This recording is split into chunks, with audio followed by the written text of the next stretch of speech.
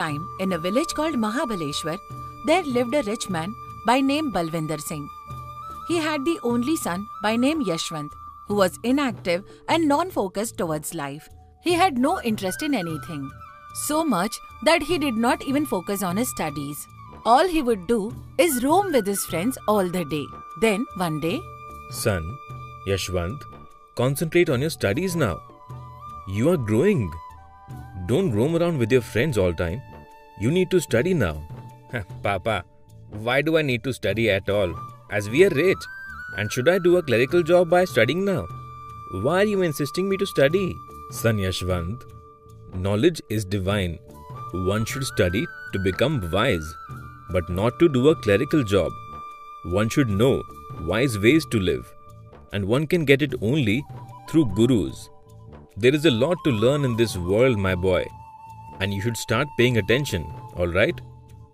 Papa, I am not interested in studying, and please do not force me to study. Please leave me alone. Balwinder ponders upon how to change his son, as Yashwant is arrogant and not ready to study. Meanwhile, his wife Amarbeer comes there. She sees him worried and tries to convince him. Please do not bother yourself. He's our only son and we have pampered him a lot. He's still too young. It will all be good with the passing time. That's true. We pampered him as he was a small boy. But now, he's not. If he continues to be a lazy bone, I'm afraid of his future. And he does not understand my intentions. I'm clueless about his future. There is only one way out to get rid of this problem. Can you stay without him? We should take this tough decision for his good future. Till now we were pampering him. But now, when we ask him to change, he sees us as his enemies. So sending him away is the only solution. Our love should help him to grow, and that happens only when he studies well and away from us. This is what I think. Do you agree with this? I like the idea. But where can we get a teacher who can be patient with him to teach him properly? Of course. We have Acharya Vishnu Sharma, the most efficient teacher in a nearby village. Even my brother's son Satbir was mischievous like our son. But now he has changed a lot in his behavior and attitude. Hence we will send our son also in his ashram. Fine. You talk to your son and crack the deal. I will talk to Vishnu Sharma ji and take Yashwant to ashram tomorrow itself. Sure, I will talk to my brother and find out details. You start the preparations. Okay, I will. After having a word with her husband about the admission and travel, Amarbeer thinks of way to mend her son for the journey. Meanwhile, Yashwant reaches home. Seeing her mother in a state of deep thought, he asks her, Ma, did you have your lunch? Or are you waiting for me to turn up? How could I have my meal without you, my dear son? We both will have it together. I overheard you and your father talking about something this morning. What was that about?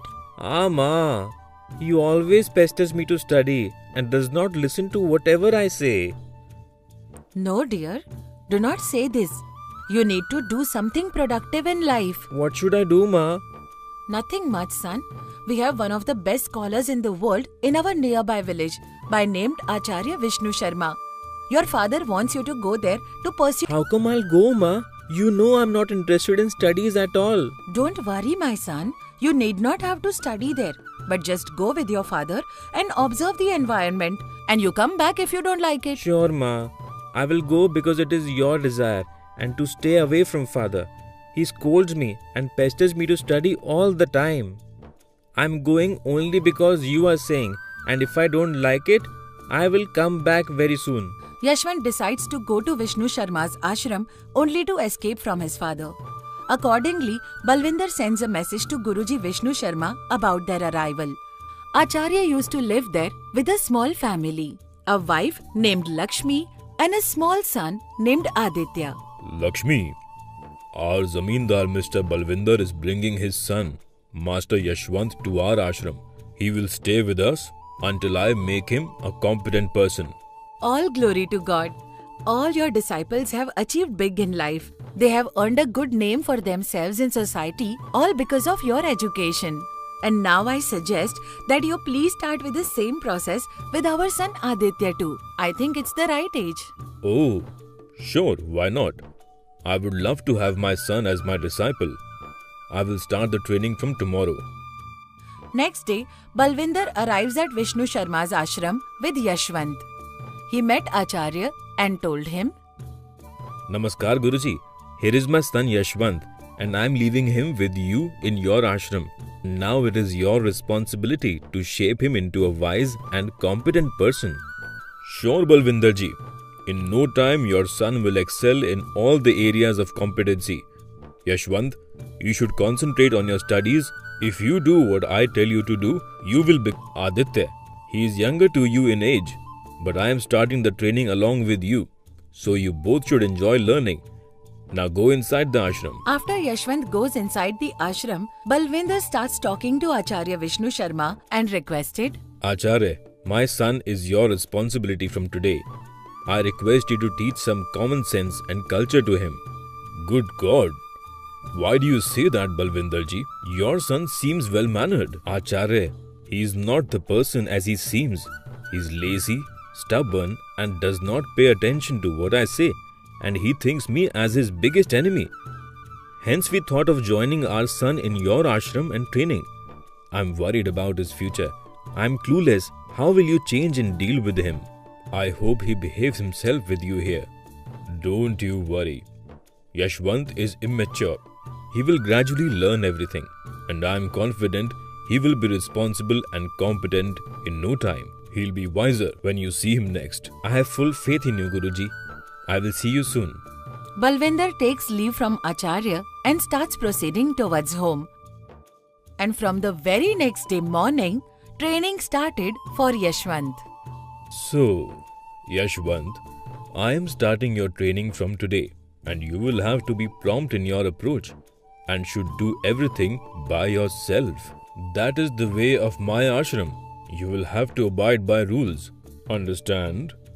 Yashwant bursts in anger after listening to Guruji's words. In a deeply saddened tone, he told Guruji, Guruji, you are also like father, always dictating me what to do and when to do. I came here to stay away from such instructions. I don't want to do anything. Is that so? But you shouldn't. Understand, boy? Acharya said in a stern voice. Yashwant follows half-heartedly whatever the Guru instructs, as he does not want to go back to his father. That's why there was no other way out. Then one fine day, Yashwant, I asked you to by heart a shlok yesterday and reproduce the same today. Did you do that? Guruji, I have not learnt it yet, okay? Don't you understand what I say? I reiterated that you would have to face a punishment if you do not follow what I say and read aloud the shlok for 100 times today, and that is your punishment. And this became an everyday routine. However, Yashwant started to follow whatever Acharya said. Over the period, he developed hatred towards this Guru, thinking that his Guru is consciously forcing him to do all nonsense and his Guru does not love him at all. This routine follows for a couple of more days. Then one fine day, Yashwant, we are going for a marriage to a nearby village. Take care of yourself and Aditya. Ask him to by heart all the shloks. If you do not remind him about the shloks, he will play all throughout the day, play outside and waste his time. I don't want that happening. Alright? Will you do that? I will take care, Guruji. Giving Aditya's responsibility to Yashwant, Vishnu Sharma leaves along with his wife to nearby village for a marriage. And Yashwant deems it as a respect to take up the responsibility of his Guru's son. He said, Listen, Aditya. Guruji has assigned me your responsibility, so you should obey whatever I say until he comes back. Do you understand that? Tell me. Yes, my dear brother. Not allow you to play until you by heart all the shloks for the day. Yashwant tries his level best to mend Aditya and let him learn the shloka by showing his authority. But even after 4 days, Aditya could not get the shloka by heart, as his entire concentration was on playing. Evidently, Yashwant was very upset about this. What is this, Aditya? How come you are unable to learn a small shlok despite being the son to a scholar? If you do not read the shlok now, then I will have to punish you. So please read it, Aditya. Brother, Nothing is going into my head. Please leave me. Let me play.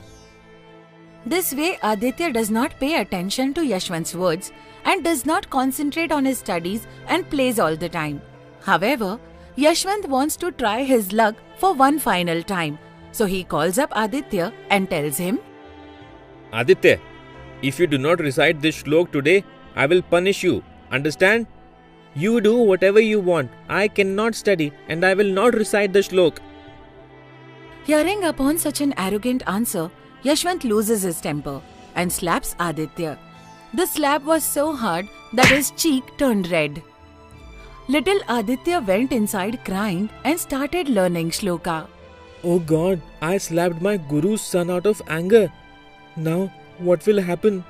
What will happen now? Yashwant was terrified and lost in his thoughts. But he observed that Aditya started reading with utmost concentration. Very next day, Acharya Vishnu Sharma returned home along with his wife.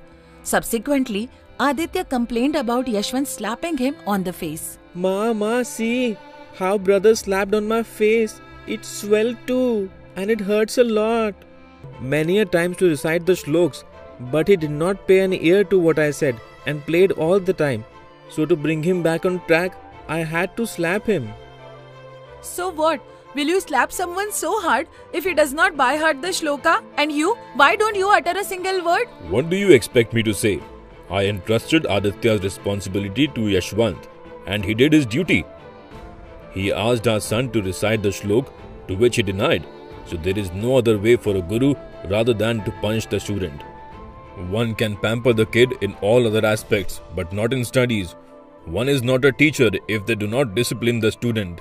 As a teacher, one wants all the disciples to progress and achieve greater heights in life. Yashwant also did the same.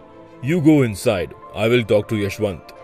While listening to their conversation, Yashwant understood his guru's intentions and remembered his father, who tried to sort the issue with love. His father wanted to see him grow and reach heights, but he never paid attention.